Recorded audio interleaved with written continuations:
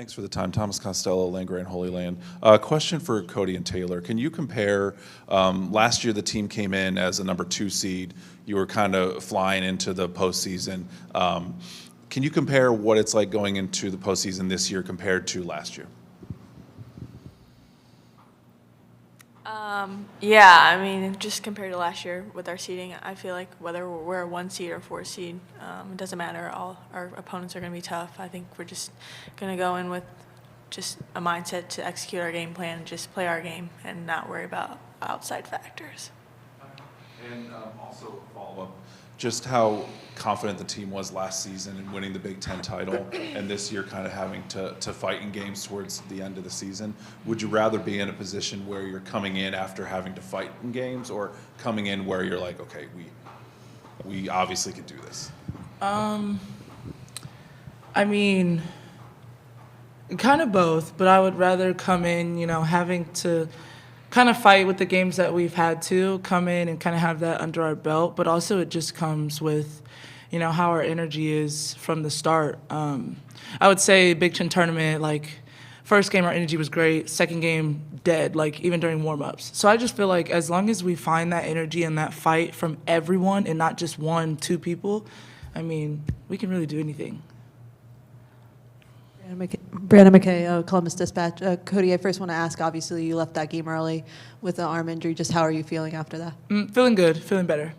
And this is for both either you or Taylor. You guys have had success coming in first round. You guys have always won the first round. How do you guys do it being a higher seed, making sure that you guys aren't looking too far ahead in this tournament? I mean, honestly, just going to the game with a chip on our shoulder, just anything can happen, so I don't think we want to take any of these opportunities for granted, and I just think we're just going to come in and execute our game plan like I keep saying. It just doesn't matter who we're playing as long as we're just executing what we're supposed to do. I think we'll be fine. Bob McGuff with the Buckeye Sports Bulletin. This is for any of you. I guess what are the specific takeaways you had when looking at Montana State on tape? What, I guess, stands out from what you guys have seen? I'd say they are a little taller as far as everybody on the court. I'd say they have 1 or 2 guards who are probably 5'10"-ish, but the rest of them are pretty tall. They have really good defensive pressure. They play in the passing lanes really well.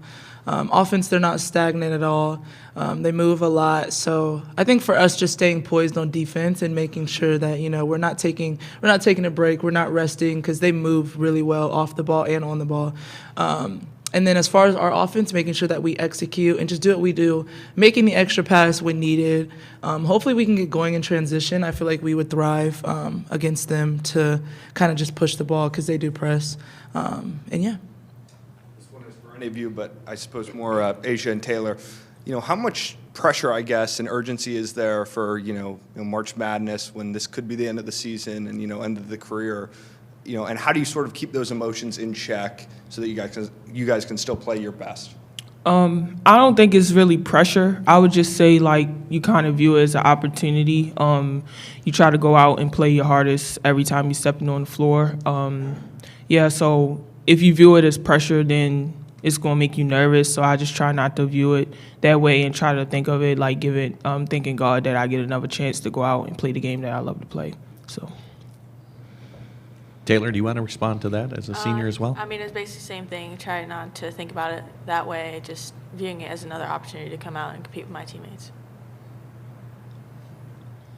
Matt Andrews, Ohio State Radio. Ajae, let me ask you about the end of the year. Your double-double string has been pretty impressive. Mm-hmm. What has clicked? What has changed? Does some of that come from Katie and working with her? Where do you get the fuel, I guess, to do what you've done lately? I think it's just consistency. Obviously, first coming in, I didn't perform the way that I wanted to perform, and it hasn't been as consistent as I would like it to be. But I think a lot of it has been my faith, relying on God and trusting in His timing. It's a lot of times where I feel like I work extremely hard. I'm always here working out outside of practice. And I work with all of the coaches, not just Katie. I work with Ryan. I work with JP. I work with Carla. I try to work and pick all of their brains because they all have different things that they can provide me with. So I would just say the biggest thing for me has been just relying a lot on my faith. When things have been really hard for me, I just continue to try to think like, hey, like you can learn from whatever's going on and just continue to try to do what I know how to do. Because obviously coming in like last year, I averaged a double-double where I was at, all of those different things. So just knowing that I have it inside of me and not just looking at the challenges that I've faced. So. Dan Hope from 11 Warriors. For Cotie, you've mentioned before that this team needs to be more consistent, especially on the defensive end. What do you think it takes here now that it's, tournament time for you all to find that consistency on a game-to-game basis? Just fight. I mean, the want to lock in on defense. I don't know. I feel like hopefully going into this tournament, like we find a different notch and, everybody's on the same page and everybody realizes that this could really be our last game for the season. But I feel like that goes with anything. Like I feel like we have the capability to play defense. We can be a good defensive team when we all are on the same page and all have a fight to want to play defense. I feel like that's just where we lack, and that's not just on the defensive end either. You mentioned that need to find a different notch. Do you feel like this team has ever really played its best basketball this year, or is there a different level you all need to get to if you're going to make a run in this tournament? Honestly, I don't think there was a game where we've played our best basketball.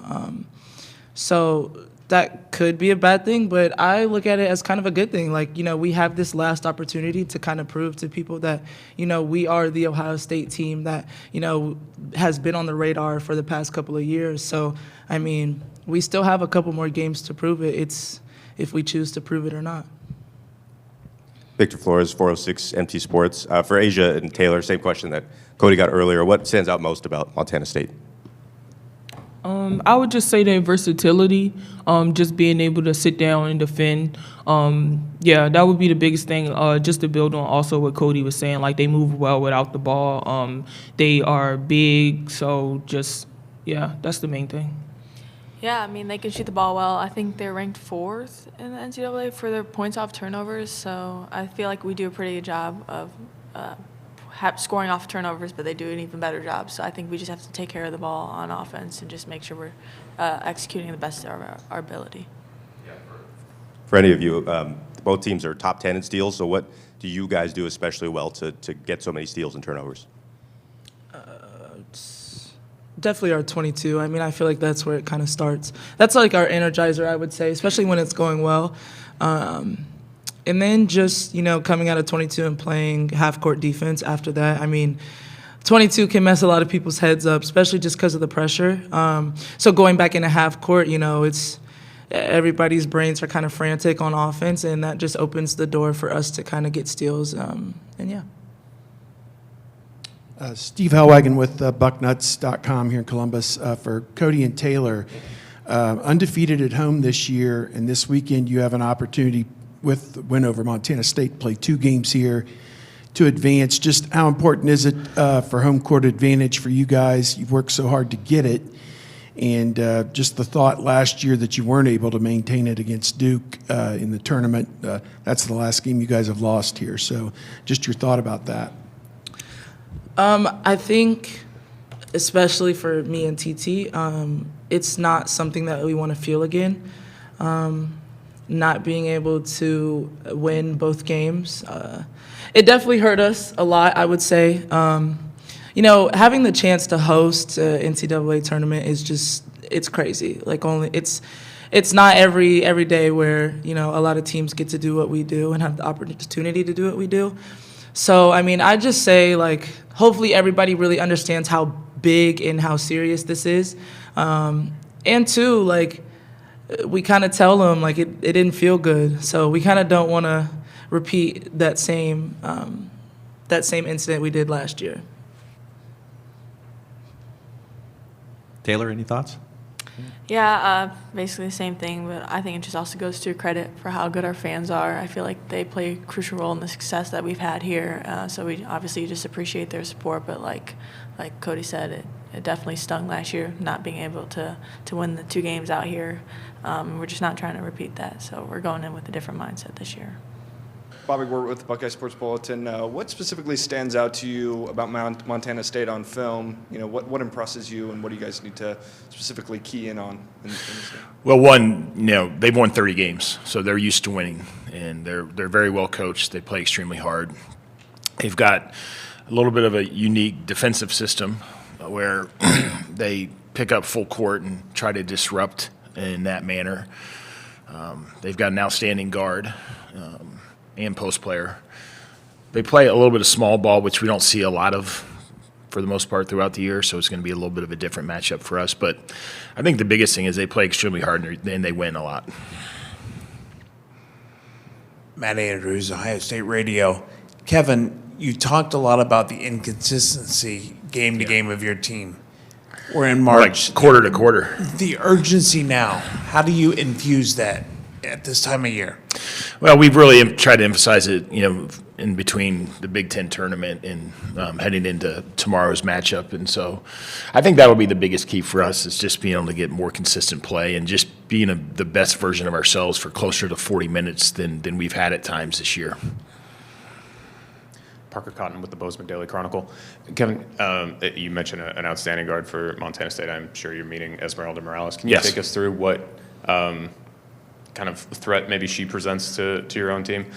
Because you've seen a bunch of good scores this year. I'm just curious what you make of this one. Yeah, no, she can. You said it. I was going to say that she can really score the ball in a variety of ways. She can make threes. She can get to the rim. She gets to the free throw line.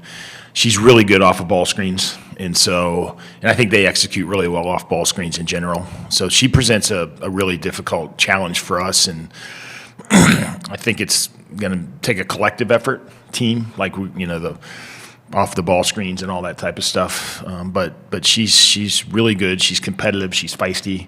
But just the fact that like you see some kids, they shoot the three really well, but they don't put it on the floor, and it kind of gives you some opportunities strategically to stop that. But she's a really, really well-rounded guard. So if you take one thing away, you take the three away, she'll put the ball on the floor. You try to guard her off the dribble, she'll shoot the three. And so I just think we have to have a really good game plan against her because she can really get going and make it tough on you. Victor Flores, 406 Empty Sports. You mentioned they're kind of picking up full court on defense. You guys, of course, do that too. So how much do you think this game will come down to who kind of succeeds more in those? Yeah, no, I think a big part of the game will be who kind of takes care of the ball, who makes good decisions at the end of breaking pressure, and can you be efficient and when you do break the pressure, getting good shots. But they're in the top 10 in the country in steals, and yeah, so they I think that's going to be a big part. Big thing for us is our ability to handle the ball and make good decisions when we do break the pressure. Their scheme, their defensive scheme, anything about their kind of man switch heavy scheme that stands out? Yeah, no, they switch a lot, and so just we don't see that a whole lot throughout the year. But our ability to execute versus once we get in the half court, just to be able to execute and generate good shots will be a big part of it as well. Parker Cotton again from the Bozeman Daily Chronicle. Of course, both of you are coming out of conference tournaments and conference season where you are preparing to see a team for a second or a third time. Now that you're in a part of a year where you're preparing to see a team once, what sort of challenges go into that? And is it a lot of on-the-floor stuff? Is it a lot of film stuff? How do you make the most of this time that you have in between your last game and this one? I think a combination of both, because you're right. Like for our players, playing somebody in the Big Ten and Big Ten tournament, we've already seen them, and they're familiar with the personnel and the scheme and all that type of stuff. But Montana State with a definitely a different style that we haven't seen necessarily. We had to show on film because it's hard to recreate that with your practice team to do it exactly the way they do it. And so we watched a lot of film on them, make sure our players were familiar with that, and then try to do the best we could in practice to kind of give them a feel for what it's going to feel like on the court. Brianna McKay, the Columbus Dispatch. You mentioned on Sunday Elsa was dealing with something. Is she going to be available for tomorrow? Still kind of a game time decision, but it's going to be close. If she isn't available, where do you make up for that defense and that rebounding that she brings off the bench? We'll play Ebony. She'll get a lot of minutes, and I have a lot of confidence in her. She's experienced, and she's played in games like this before. So. Building off that, do you have any update on Ava, I guess? Yeah, Ava's in a good place. She should be good to go.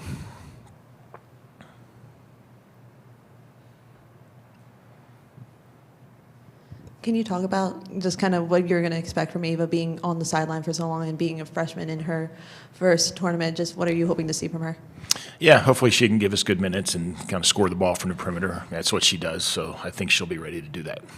And during your time here at Ohio State, you've had nothing but success in the first round. How do you kind of just prepare the team not to look too far ahead and stay in the moment?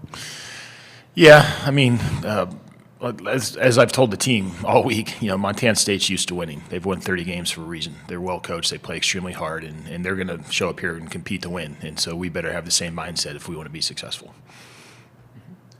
Coach, I'm curious if you have any familiarity with Tricia Binford, if you've met in any kind of coaching circle in the past, or at all familiar with what her career has been. She played in the WNBA up in Cleveland, and just any thoughts on what she has done? She's done a great job, and she's got a great reputation in our profession. And I haven't really crossed paths with her a whole lot. I did, spend 2 years in Seattle, so I was in the West. But I know she's got a really good reputation as a great coach, a high character person, and runs a great program. Anything else for Coach?